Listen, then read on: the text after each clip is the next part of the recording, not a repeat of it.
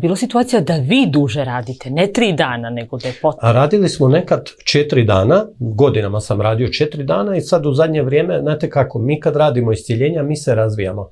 Jedan terapeut, isto kao i šofer, vi kad položite vozački ispit dobijete dozvolu, ali vi niste iskusan šofer. Vi imate sve što vam treba da možete voziti, isto je i bioterapeut. Prođu se edukacije, ali je stvar treninga.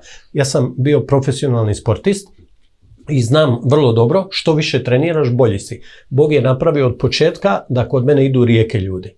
I ja sam non stop u treningu, znači u formi šta je? Bildaš, znači postaješ sve prohodniji, znači svjetlosni putevi kroz koje prolazi svetlina, energija, se šire. Ti postaješ bolji terapeut, tako da sam od prošle godine prešao na 3 dana dosta, ali 15 godina sam radio 4 dana na pacijentima. Više od toga ne treba. Sad ćete da kažete, bilo je situacija, vi samo za dan povećali, Tako, znači, i onda pustite ta energija da radi. Iza 200.000 iscjeljenja sam prešao na 3 dana i to je sad potpuno dovoljno u mom slučaju.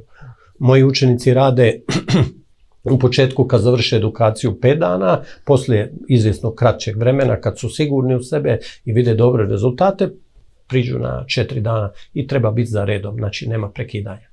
Svaki dan po jedna seansa, 10 minuta, 15.